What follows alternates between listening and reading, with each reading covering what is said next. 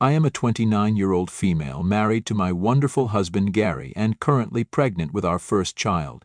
It's been a super exciting journey so far. Gary and I have been together for a long time and got married 4 years ago.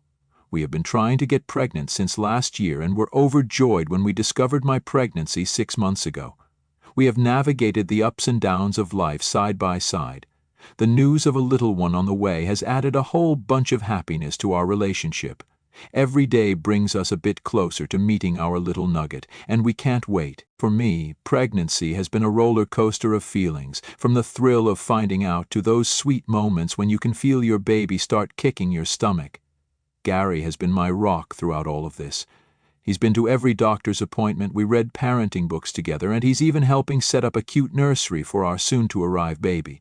We're in full baby mode now, talking about names, decorating the nursery, and making plans for the future. Gary is super excited to be a dad, and it warms my heart. He's all in, sharing the load of getting ready for the baby. We're facing the challenges and fun parts of pregnancy together, enjoying every moment as we get ready to meet our little one. 2 months back, we decided it was time to share the exciting news about my pregnancy with our family. We made sure we crossed that crucial first trimester milestone and were completely certain before spreading the joy to our loved ones. We had invited all our parents, close family, and friends for lunch. They arrived expecting a regular lunch, but upon noticing my growing stomach, their expressions shifted to expressions of joy and amazement. My mother started crying when she saw me and confirmed that I was indeed pregnant. She understood why we had kept the news secret and was overjoyed to be a grandmother soon. She completely understood why we had kept it a secret and expressed her excitement about becoming a grandmother soon. However, Gary's mother, Barbara, had a completely different reaction. Instead of sharing in the joy, she reacted angrily upon learning that we had kept the pregnancy hidden. She felt left out and accused me specifically of intentionally excluding her. Despite my attempts to explain the reason behind our decision, she continued to look pissed and refused to engage with me further. Her disapproval cast a shadow over what should have been a joyful family occasion. Throughout the night, Barbara didn't address me at all. She displayed disrespect not only towards me, but also towards my mother, who had always been nothing but kind to her during their previous encounters. Barbara remained unresponsive during discussions, buried in her phone while everyone else engaged in the family gathering. It was clear that she was upset, and her discontentment was palpable. She openly expressed to everyone how she had no idea about my pregnancy, making her feel as if she had lost precious time with a grandchild who hadn't even been born yet. My husband and one of his brothers picked up on her frustration. As the tension escalated, I reached a breaking point and decided to step out for a moment to gather myself. My mother, who noticed my distress, came to comfort me until I felt composed enough to return. As the night came to an end, Barbara made a deliberate point of saying goodbye to me last, after observing the disapproving stares from my husband, sister, and parents. The entire day she barely exchanged more than a hi and bye with me. Later, my husband walked them to the car, where they ended up having a heated argument which I could hear clearly standing in the foyer. Barbara took the opportunity to vent her complaints about me, further escalating the strained situation. Thankfully, all our guests had left by this moment, so it was just me, my parents, Gary, and his parents. She angrily told him that she couldn't believe that I had the audacity to keep this pregnancy from her and that I did not consider family at all. My husband calmly let her know that he and I had both decided to wait until we were out of the danger zone and that everything was fine before sharing the news with everyone. Hearing this, Barbara started yelling. This is how their conversation went. "Barbara, this is our grandchild we're talking about. I deserve to know from the very beginning." Gary, "Mom, it's not about deserving or not. It was a decision we made together. She just wanted to be cautious." Barbara, "Cautious? I am her mother-in-law. She should have trusted me with this. This is all her fault." This is when my husband lost his temper. Up until this point he had held himself back, but when he heard his mother continue to accuse me, I watched his face get red in anger. He firmly told his mother that he didn't want to tell her as well, so if she was blaming me, she should blame him as well. He continued to tell her that she needed to get over this and stop overreacting. Barbara told him that he should open his eyes, as he was letting me control everything, and as his mother, she should have been the first to know if her son was having a grandchild.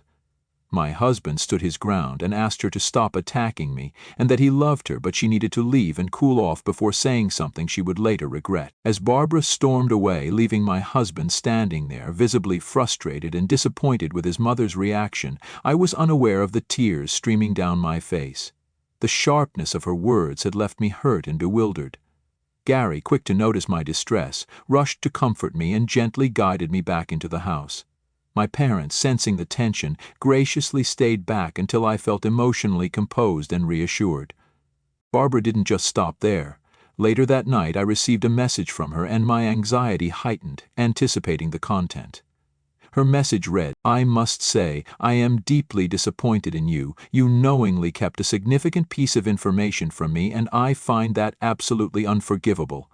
I can't believe you would rob me of the joy of knowing about my grandchild from the very beginning. This is not how a family should operate, and I find it disrespectful and hurtful. Instead of apologizing to me for your immature action, you are now causing a divide between me and my son. Shame on you." Her words cut through me, and I couldn't help but feel a mix of anger and hurt. I showed the message to Gary, and he was beyond pissed. He couldn't fathom why his mother would react so negatively and place the blame squarely on me. Gary decided to call her, warning her not to send such negative messages as it might distress me further. He even went as far as to threaten to cut her off if this behavior continued. Gary's words and his angry tone seemed to have an impact on Barbara. Faced with the possibility of being cut off, she changed her tune.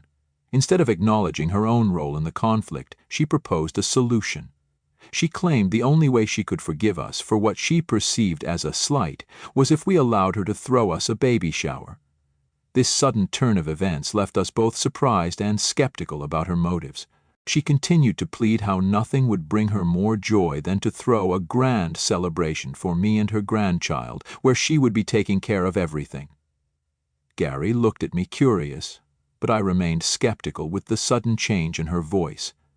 To me, Barbara's sudden change of heart seemed more like a tactical move to regain control and assert her dominance, rather than a genuine attempt at reconciliation. Despite my reservations, Gary, always wanting to find a middle ground and keep the peace, entertained the idea of accepting her offer. I expressed my concerns to Gary, stressing that accepting her offer might only fuel her belief that her behavior was acceptable. Gary understood my perspective but told me that he hoped that by allowing his mother to throw a baby shower for me could be a way for us to mend fences and create a more harmonious family environment before the baby arrived. I begrudgingly agreed, and Gary informed his mother to go ahead with the planning for my baby shower. She was overjoyed and expressed her gratitude for allowing her to take charge. Despite entrusting her with the responsibility, I had assumed there would be some level of collaboration, where she would seek my input and consider my preferences for my own baby shower. With the event still a month away, I anticipated more detailed planning to unfold in the coming week. However, to my dismay, I discovered that my mother-in-law had gone rogue. She took it upon herself to purchase all the decorations, choose the games, and plan activities without consulting anyone, including me. When my mother reached out to her to discuss the baby shower, my mother-in-law simply informed her that everything had been decided, and that it would be a surprise for me. The lack of communication and consideration left me feeling disheartened and frustrated, as the event meant to celebrate a joyous occasion was now being shaped without any regard for my preferences or wishes. On the day of my baby shower, the air was filled with a mix of excitement and tension.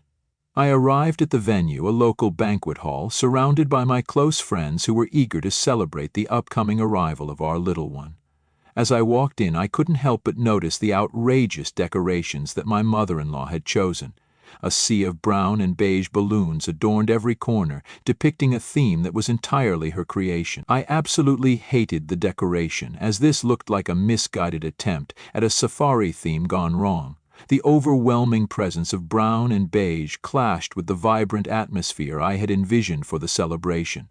I had imagined soft pastels and delicate touches for my baby shower, but clearly my mother-in-law had gone the opposite way. The tension in the air escalated when my eyes fell upon an eye-catching display near the entrance. An enormous banner featuring an elaborate collage of my husband's baby pictures with Barbara. Everyone looked at it confused, as we couldn't understand why she would choose to display my husband's baby pictures during my baby shower. I looked at her questioningly, and she laughed it off, saying that she expected our baby to look exactly like my husband, and she was very proud of how cute my husband was as a child, hence she wanted to display it for everyone. I stared at her, trying to comprehend if she had actually lost her mind.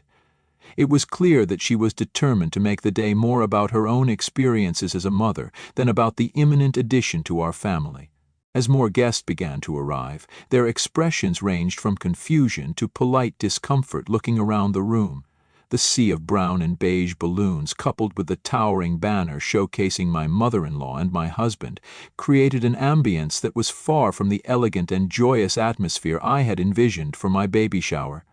I exchanged apologetic glances with some of my friends, who clearly shared my sentiment. When my mother walked in, her eyes widened in shock, observing the absolute horror that my mother-in-law had unleashed upon the venue.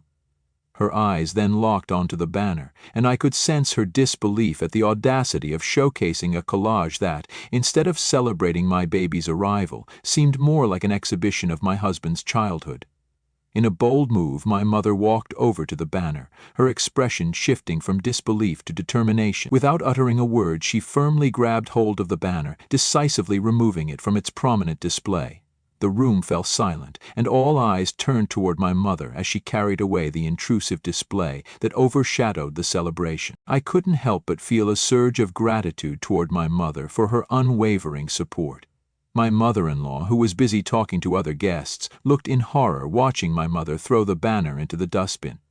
In a disapproving tone, she asked, "What do you think you're doing?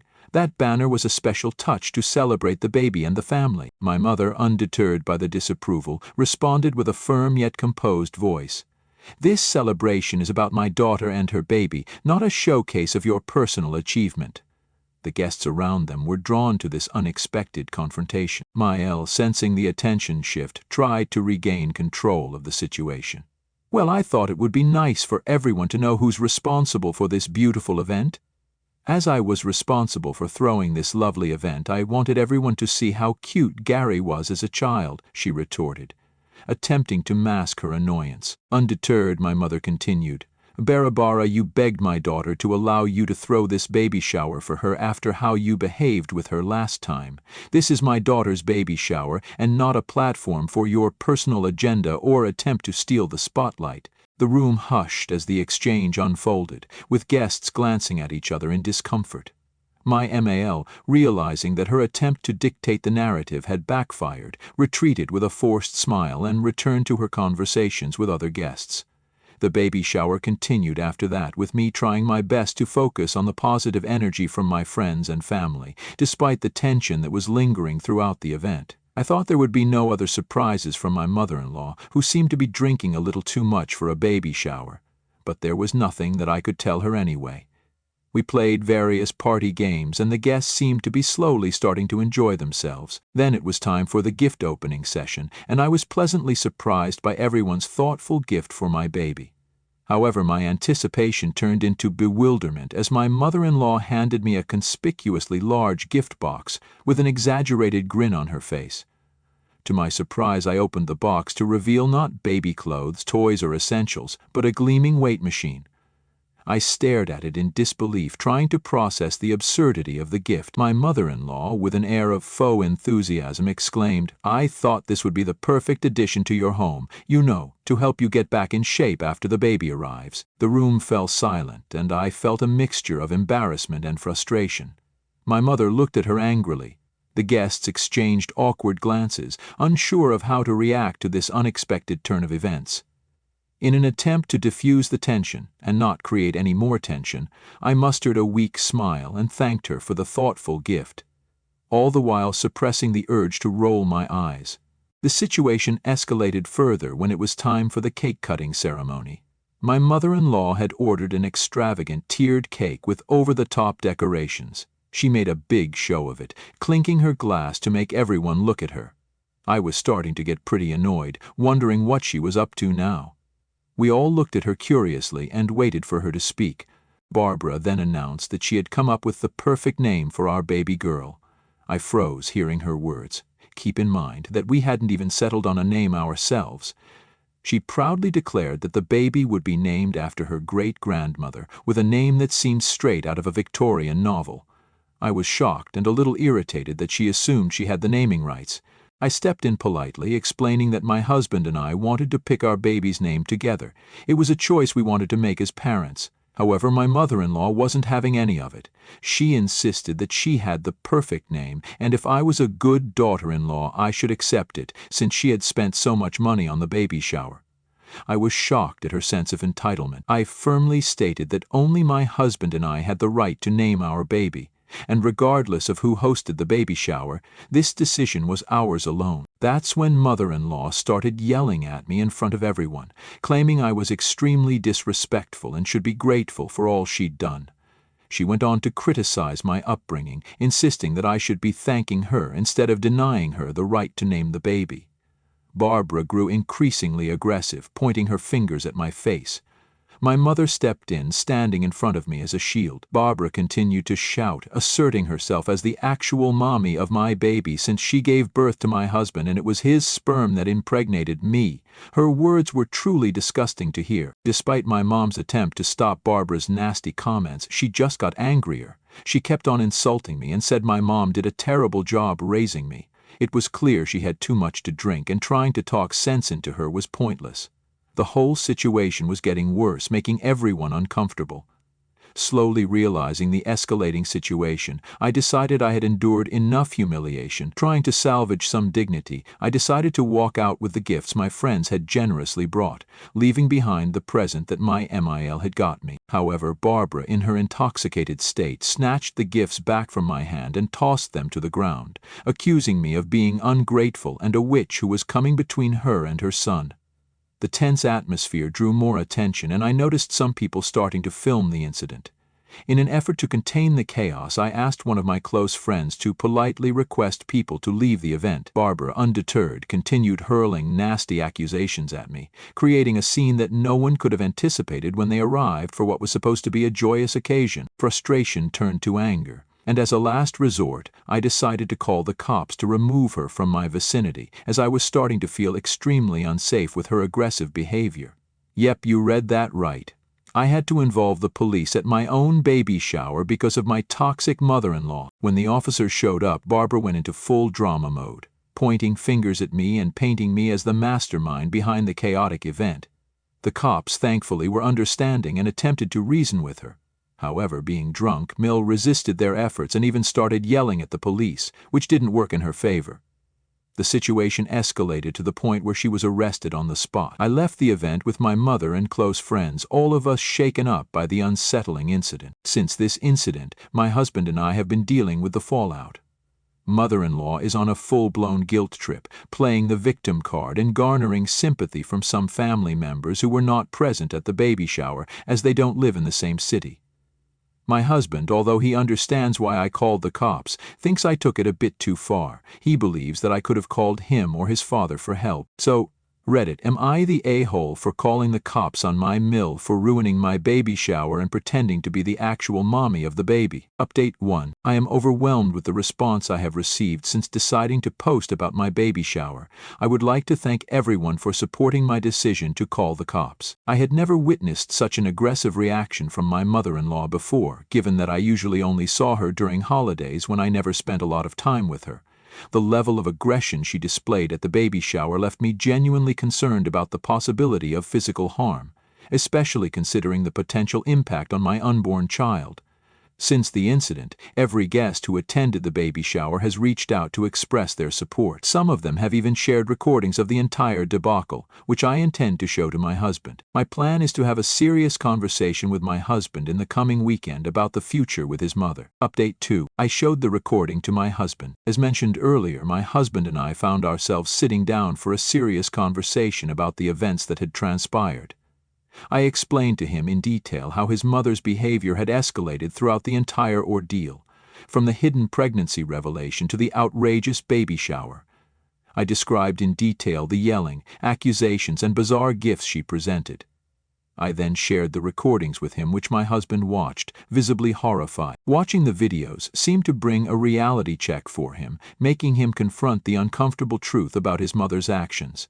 He started to apologize to me sincerely for underestimating the severity of the situation and acknowledged that I was right in calling the cops.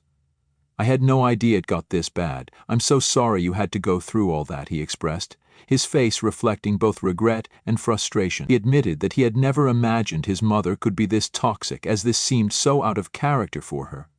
He reassured me that he was on my side and emphasized that my safety and well-being, especially during pregnancy, were his top priorities. We then delved into the underlying issues, discussing how his mother's need for control and validation had overshadowed what should have been a joyous occasion. Gary, grappling with the reality of his mother's actions, shared his own concerns about her behavior and acknowledged that her behavior had crossed a line. I told him that after how his mother had behaved with me in front of everyone, I wanted to cut all ties with her. I continued to tell him that he could have a relationship with her if he wanted, but me and our child would not be a part of her life, at least until his mother went for counseling to deal with her aggressive behavior. Hearing this, Gary expressed that what his mother had done was beyond disgusting, and he was willing to cut ties with her as well. I assured him that he did not have to do any such thing, but my husband insisted that his mother dared to disrespect me, hence she did not have the right to be in our lives anymore. He understood that this behavior by his mother was not just about the baby shower, but might have been a culmination of long-standing issues. Moving ahead, Gary has reassured me that he will personally communicate our decision to his mother, making it clear that cutting her off from our lives is entirely his choice. I have also asked him to warn her that if she decides to show up unexpectedly at our doorstep to force me to accept her back in our lives, then I will be forced to call the cops on her again. Update 3. It's been a month since my last update. To everyone asking, me and the baby are doing okay. I can't wait to meet my child very soon. As the date approaches. Since my last update, we have ceased all communication with Barbara. Gary had a conversation with his parents, and his father assured him that he would take the necessary steps to ensure that my mother-in-law understands the boundaries we've set and respects our decision. In the aftermath of cutting ties with Barbara, our lives have experienced a noticeable shift. The absence of constant drama and toxicity has brought about a newfound sense of peace and tranquility in our household. Gary and I are now able to focus on preparing for the arrival of our baby without the looming cloud of Barbara's disruptions. The support we received from friends and family has been invaluable during this challenging time. My parents and my close friends have been pillars of strength, offering their encouragement and understanding. Even some family members, who were initially unaware of the extent of Barbara's behavior, have come forward to express their support after witnessing the shocking events at the baby shower through the videos that have now gone viral. Our journey is far from over, but this experience has strengthened our bond and highlighted the importance of facing challenges together as a united front. The decision to sever ties with Barbara was not made lightly, but it has proven to be a necessary step for our well-being. While there may be lingering challenges, we are optimistic about the positive changes this choice has brought into our lives. As we eagerly await the arrival of our little one, we are determined to build a loving and supportive family environment that prioritizes the well-being of both parents and child.